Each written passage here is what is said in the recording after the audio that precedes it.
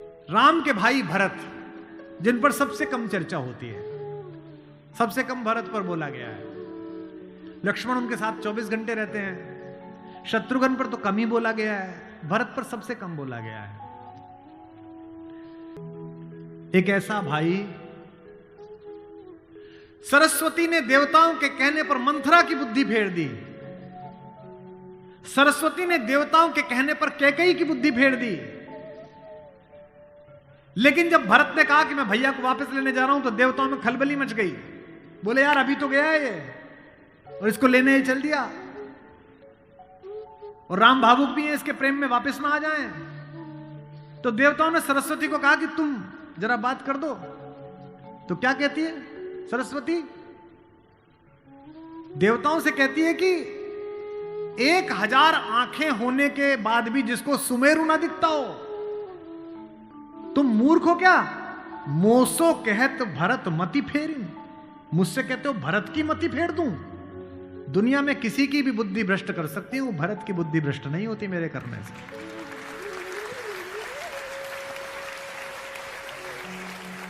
मराठी लोक कथा है, दक्षिण की राम कथाओं में है कि भरत जब भैया को ढूंढते हुए निकले तो पूरे खानदान को लेकर निकले। भरत ने कहा किसी की तो मान लेंगे, कौशल्या की मान लेंगे, ससुर को भी लेकर गए। आप में से अधिकांश लोगों को पता होगा कि 4 बेटियां जनक की हैं, मांडवी, श्रुतकीर्ति, उर्मिला और भारतेश्वरी माता सीता। ससुर साहब को भी लेके गए, सास को भी लेके गए, गुरु वशिष्ठ को भी लेके गए कि किसी की तो मान लेंगे। जब पहली रात भरत वहीं रुके जहां राम रुके थे, भरद्वाज के आश्रम में। सुबह चलते समय भरत संकोच में थे, तो भरद्वाज ने कहा कि राजन, चूंकि राजा हो चुके थे, आपके चेहरे पर संकोच है। तो भरत ने डरते हुए कहा कि महर्षि मैं डरा हुआ हूं, मेरी मां ने इतनी बदतमीजी की बात कर दी, मैं बाहर था। भरत को नहीं बताया गया था कि पिता दिवंगत हो गए, पता है आपको ये बात नहीं? भरत को संदेश भेजा गया था तो उसमें यह नहीं कहा गया था कि पिता एक्सपायर कर गए, यह कहा गया था कोई इमरजेंसी है, घर आओ। अयोध्या के बाहर नंदीग्राम में इनके पूर्वजों का एक मंदिर था, जहां इनके पूर्वजों की प्रतिमाएं लगी हुई थी। मानधाता की, दिलीप की, रघु की, अज की, नहुष की। वहां भरत रास्ते में रुके अपनी सेना के साथ पूजन करने के लिए कि पूर्वजों का पूजन कर लूं, पुरखों का।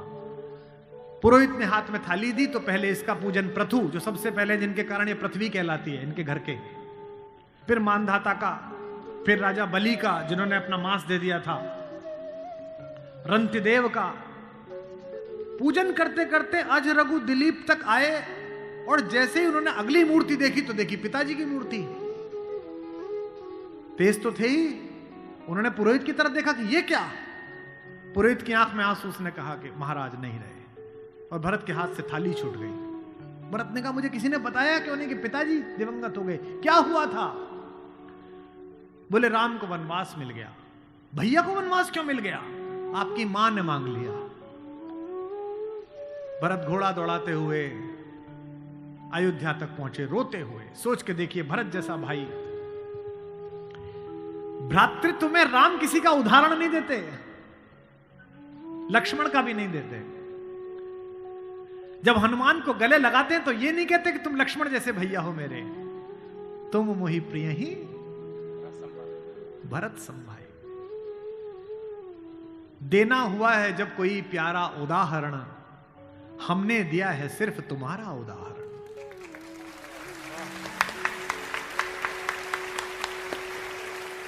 तो भरद्वाज से भरत ने पूछा कि भैया मुझे माफ तो कर देंगे ना? मैंने इतनी बड़ी गलती की, एक ऐसी गलती जो भरत ने की नहीं, उसके पश्चाताप में है भरत। मां ने इतनी गलती की, मुझे माफ तो कर देंगे? भरद्वाज ने कहा हे राजन, मुझे पता नहीं कि तुम्हारे बड़े भाई तुम्हें कितना प्रेम करते हैं या नहीं, लेकिन जब वो यहां से जा रहे थे और सुबह के समय उन्होंने गंगा पार करने के लिए पुरोहित को बुलाकर स्वस्ति वाचन का मंत्र किया, तो बड़े खुश थे, प्रसन्न थे कि मैं वनवास पे जा रहा हूं, चेहरे पे मुस्कुराहट थी। लेकिन पुरोहित ने हाथ में जल दिया और जैसे ही पुरोहित के मंत्रों के बीच में निकला कि जम्बू द्वीपे भरत खंडे, और जैसे ही भरत सुना, राम के हाथ से जल गिर गया और वो जमीन पर गिर पड़े और हाय भरत चिल्लाने लगे, इतना प्रेम तुम्हें राम करते हैं।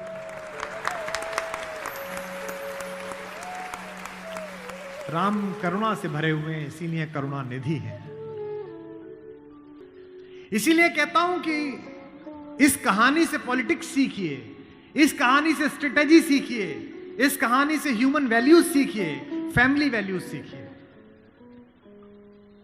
और जो राजनीति में लोग काम करते हैं उनसे भी अनुरोध है कि सदा जनता की भावनाएं ही सत्य नहीं होती।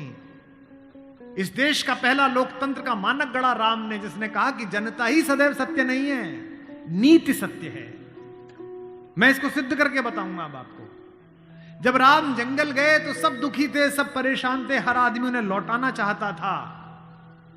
अगर राम उसी दिन लौट आते तो सब खुश हो जाते,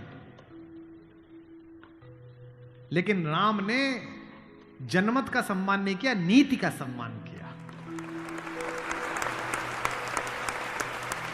जब पहली बार चित्रकूट पहुंचे तो वन देवी उनका स्वागत करने के लिए आई। वन देवी ने पूछा कि आप मेरे यहां विश्राम करने आए हैं, मैं आपके लिए क्या कर सकती हूं। तो राम ने क्या मांगा होगा सोचो। राम ने कहा कि हे वन देवी, बाकी सब ठीक है, निभा लेंगे, पर्णकुटी बना लेंगे, फल फूल खा लेंगे, जिस रास्ते से मैं आया हूं उसके कांटे हटा देना। वन देवी ने कहा कि आप तो आ चुके, अब कांटे हटाऊं ना हटाऊं इससे क्या। राम ने जो उत्तर दिया वो आपकी आंख भिगोने के लिए काफी है। राम ने कहा कि मेरी तो कोई दिक्कत नहीं है, मेरे पैर में कांटे लग गए, पर मुझे ढूंढता ढूंढता मेरा भाई भरत इसी रास्ते से आएगा, उसको कांटे नहीं चुभने चाहिए, कांटे हटा दे।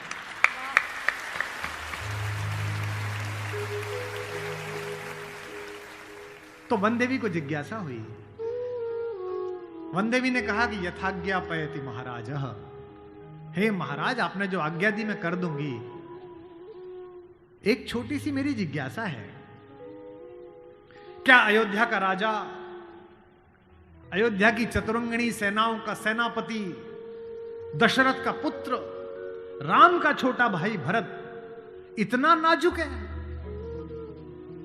कि रास्ते में चलेगा तो उसके कांटे चुभ जाएंगे?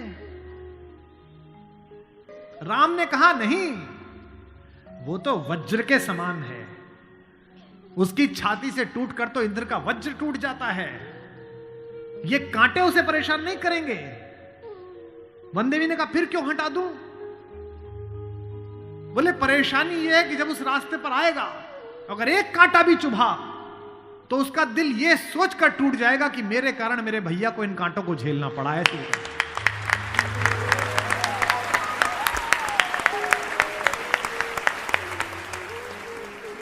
बिना चप्पलों के भरत चले, और जब चले तो भाई मृदु भूमि सकुच मन मन ही, भूमि भी संकोच से भर गई। कोमल चरण चलत बिनु पनहि, कोमल चरण चलत बिनु पनहि, भई मृदु भूमि सुकुचि मन मनि। राम को कष्ट हो, ये राम, इसका मतलब क्या है? इसका मतलब ये है कि भगवान स्वयं कष्ट सह सकते हैं, पर जो उन्हें प्रेम करता है वो कष्ट सहे, ये उन्हें स्वीकार नहीं है।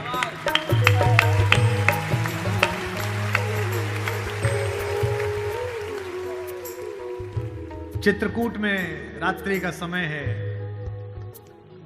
चांदनी खिली हुई है, चंद्रमा निकला हुआ है। जब राम पैदा हुए तो चंद्रमा दुखी था। पालने में लेटे लेटे राम ने देखा कि ये उदास है, तो राम ने पूछा यार हम आए सब खुश है, तू क्यों उदास है?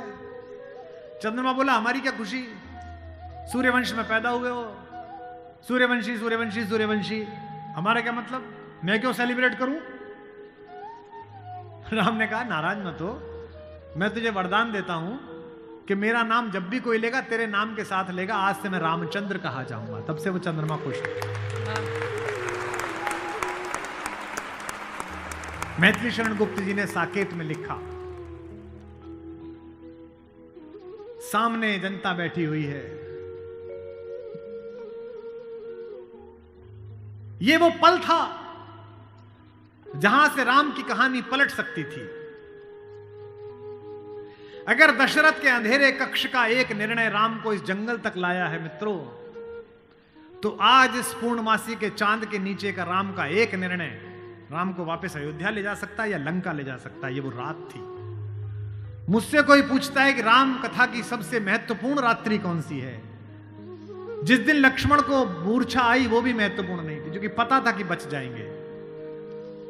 जिस दिन सीता का अपहरण हुआ वो रात्रि भी महत्वपूर्ण नहीं थी।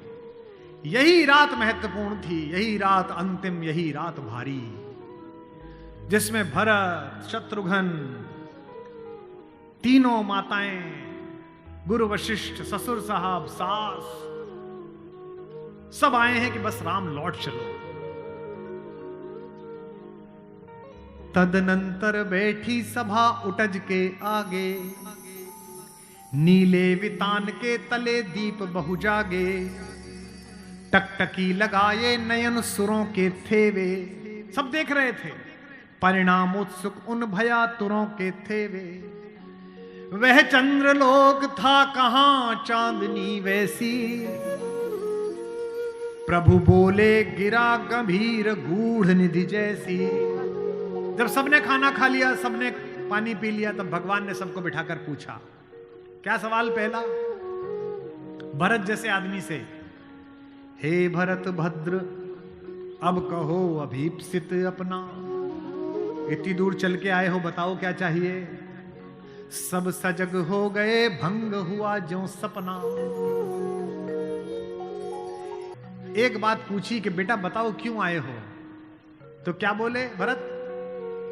हे आर्य रहा क्या भरत अभीप्सित अब भी। आप मुझसे पूछते हो कि मुझे क्या चाहिए? मुझे तो सब मिल गया भैया। इसी दिन के लिए तो मेरा जन्म हुआ था, पिताजी मर गए मेरे कारण, आप जंगल में बैठे हो मेरे कारण, सोने के आभूषण पहनने वाली मेरी भाभी एक वलकल पहने हुए मेरे कारण, जिसके सर पर अयोध्या का राजमुकुट होना चाहिए था उसके सिर पर जटाजूट है मेरे कारण। हे आर्य रहा क्या भरत अभीप्सित अब भी, मिल गया अकंटक राज्य उसे जब तब भी। पाया तुमने तरुतले अरण्य बसेरा, रह गया अभीप्सित शेष तदपि क्या मेरा। और मैं इसलिए भरत पर फिदा हूं कि भरत इतिहास का अकेला पात्र है जिसकी गलती नहीं है फिर भी प्रायश्चित कर रहा है।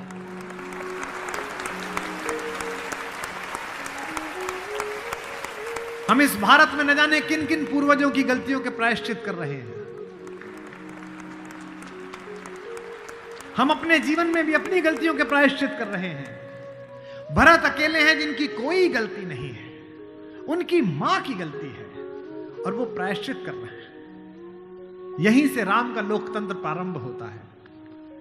कैसे? पूरी अयोध्या सोचती है कि कैकेयी अपराधीन है। राम उस रात दो काम करते हैं। भरत को लोकतंत्र का मंत्र देते हैं और कैकेयी को स्वीकार करके क्षमा का मंत्र देते हैं। यह पहली बार हुआ। उन्हें पता था कि अगर भरत लौट भी जाएगा तो जीवन भर मां से बात नहीं करेगा, पूरी अयोध्या इनके नाम पर नाराज रहेगी। इसलिए जब तीनों माएं पहुंची हैं, आपने मानस कुछ लोगों ने पढ़ी होगी, प्रथम राम भेंटी कैकेयी। राम ऐसे थोड़ी है कि हायरार्की नहीं जानते हो कि पहले अपनी बड़ी मां का प्रणाम करें, फिर सुमित्रा का प्रणाम करें, फिर कैकेयी का प्रणाम करें। उनको पता था कि कैकेयी के बारे में लोगों के मन में अच्छी धारणा नहीं है। अगर देश के प्रधानमंत्री, आपके प्रदेश की मुख्यमंत्री किसी ऐसे व्यक्ति को मिल लें जिसके बारे में आपकी अच्छी धारणा न बन रही हो, तो आपकी धारणा बदलती है कि प्रधानमंत्री मिले थे, मुख्यमंत्री मिली थी, इसका मतलब अच्छा है। अगर ऐसे व्यक्ति की प्रशंसा कर दें, वो तो राम है। उनको पता है कि कैकेयी की मनोदशा कैसी है। और कैकेयी खुद कहती भी है, कहती है बेटे मुझसे जो अपराध हुआ है वो किसी से नहीं हुआ है। कहते आते थे अभी सभी नरदेही, माता न कुमाता पुत्र को पुत्र भले ही, पर हाय आज यह सुने विरुद्ध विधाता, है पुत्र पुत्र ही बनी कुमाता माता। क्या कहती हैं? युग युग तक चलती रहे कठोर कहानी, थी रघुकुल में भी एक अभागिन रानी, थूके मुझ पर त्रैलोक्य भले ही थूके, जो कोई कह सके कहे क्यों चूके। लेकिन एक बात मांगती हूं राम तेरे दरबार में, छीने न भरत का किंतु मातृपद मुझसे, रे राम दुहाई करूं और क्या तुझसे।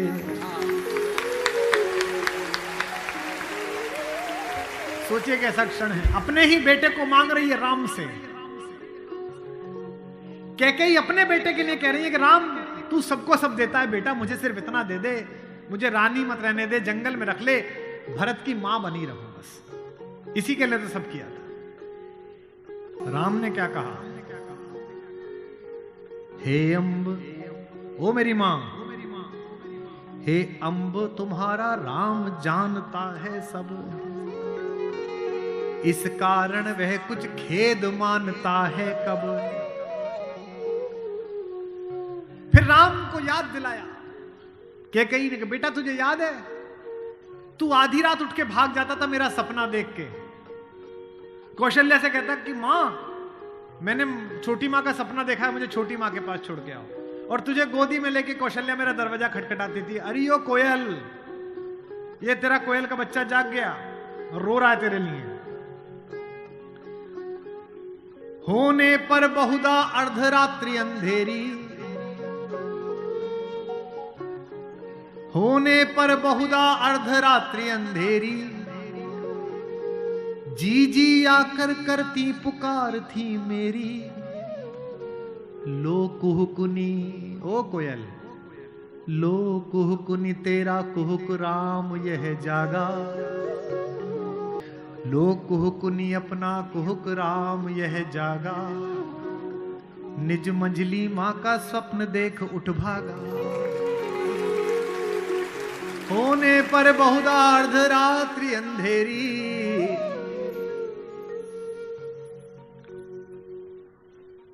राम ने क्या कहा? मैं वही राम तू वही कैकेयी मेरी, कि 100 बार धन्य वह एक लाल की माई। कौन? 100 बार धन्य वह एक लाल की माई, जिस जननी ने है जना भरत सा भाई।